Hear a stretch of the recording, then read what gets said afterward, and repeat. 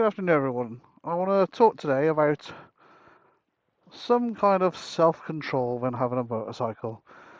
As we all know, we get our bikes and, we go from our 125s to our larger bikes. And everyone always asks the big question, should someone be buying a bigger bike when they've just passed their test? Now, I'm a firm believer in the bike will only go as fast as you pull that throttle. If you're not pulling that throttle, it's not going to go very quick. But on the other hand, it's may be good as well at the same time to get a little bit experience on something in between, something like a 600. And there's lots of arguments for this. And I'm going to start this video off. So I'm going to start this video off in a place where motorcycling started for me. This behind me, we can see, is a farm I grew up. My stepdad was a big motorcyclist, always had been, and this out of this gateway where I am now is where I got my first taste of any kind of motorcycle, including riding one up and down this path up and down here, as you can see. It was a little Honda PC50, I believe, and I used to take it up and down his yard until I got onto other little mopeds and things like that. Now, my dad, for me, he had a DT175 that he used to ride all the time. It was an 80s version. It was only maybe a year old, and that was my first real taste of a motorcycle, where we went this way down the lane into a little village where my step-granddad lived, and that was my very first taste. So, yeah, I'm going to start this off here, where it started for me. So yeah, so this is the road where motorcycling started for me. And it'd be far too easy right now for me to start blatting open the throttle, because they're roads I know and roads I grew up around with. But at the same time, I also know they're very dangerous. There's a lot of tractors, and there's a lot of other cars going the other way, and there's just about enough room for both of you. So I'm not going to be doing that. But again, that all comes down to the rider and the self-control. Now, I've grown up a lot. When I used to ride bikes in my 20s, I've had all kinds of bikes. I've had Fireblades and things like that. I've also had older 70s motorcycles, which I absolutely adore. And I'll say the most scariest bike for me to ride was that Fireblade. It was a very capable machine. But to say I am surprised I'm still here because of it is an under-exaggeration. You also get people like this walking in the lane as well, just in the middle of the road. Now, you can't tell, you can't hear me coming. Not with these Dominators on the back. But yeah, I am very surprised with some of the way I used to ride back then. I'm still here. It has calmed me down a lot because I'm now in my 40s. It calmed me down a lot. I had a very close call once, which sobered me up. And I'm not going to lie, I wasn't going exactly slow. And a wagon pulled out on me on a junction. And it was my own fault. I was going way too fast. And to this day, I still don't know how I pulled that bike up. But I will say, thanks to the modern brakes on that CBR, which you had at the time, I'm thankful that I was able to. Because I wouldn't be here today to tell the story. So, that Fireblade saved me a lot. But yeah, growing up around here and motorcycling and around motorcycling, you learn to control yourself. And everything is about self-control. Because without it, that's where we get into problems.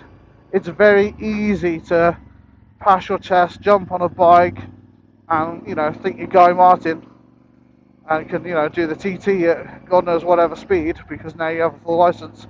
Whereas we all know that's not the case. And you'll find there's a lot of people as well that shy on people for getting slightly bigger CC engine motorcycles, but their very first bikes after they pass the test. Now, if any of you are on TikTok and follow people on TikTok, there is a young woman called Libby Learns to Ride.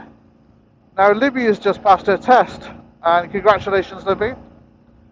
But a few months ago, she posted some stories of her sat next to a Honda Blackbird, saying, "I've just selected my first bike." And there was a lot of people kind of getting down on it. Why the hell are you getting such a big bike? Why would you do that? Now, I'm all on the verge of, you know what, it's your money, it's your life, do what you want to do. Just because she's decided, you know, she wanted to buy it, which she didn't, it was a bit of a prank. But if she did decide that she wanted to buy that Blackbird, who says she's going to go off and ride that thing at Mac Jesus? You know, her little 125 is, you know, I'd say at the, at the moment probably enough for her excitement, but I know she's possibly just bought a new bike and she's selling a 125, and I look forward to seeing what she does with the bike that she's chosen. But that doesn't mean to say that we get to judge because of it. Everything is in our own control. Try and get out this junction in one piece. It's not the nicest junction to get out of. Yeah, after this one, there we go. And we're out. But yeah, everything is kind of a... It seems to me there's too many people judging too many people in the motorcycles now. When I first started riding bikes, there was quite, you know, it was a community. Everyone gave each other nods or waves, things like that.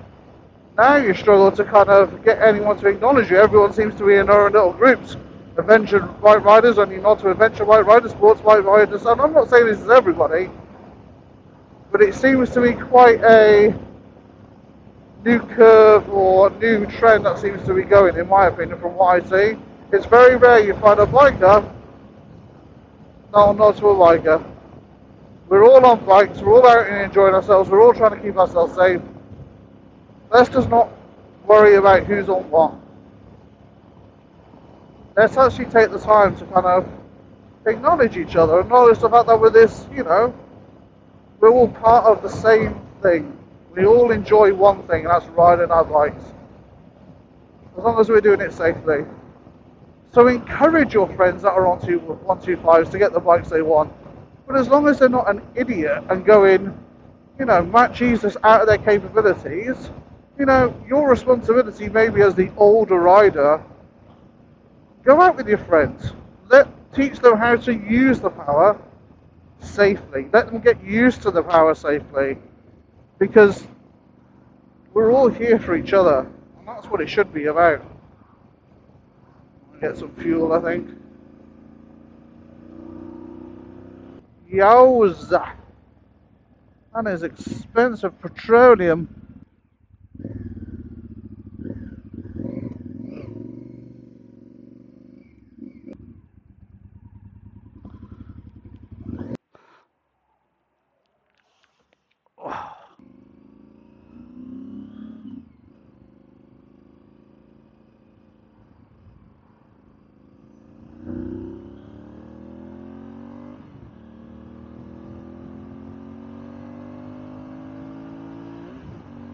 Right, where were we?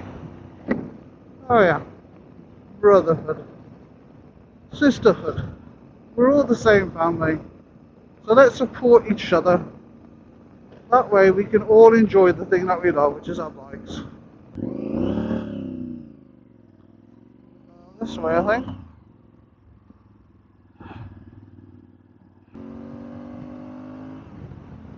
So anyway guys, thanks for watching. Appreciate each other, learn from each other, and I'll catch you on the next one.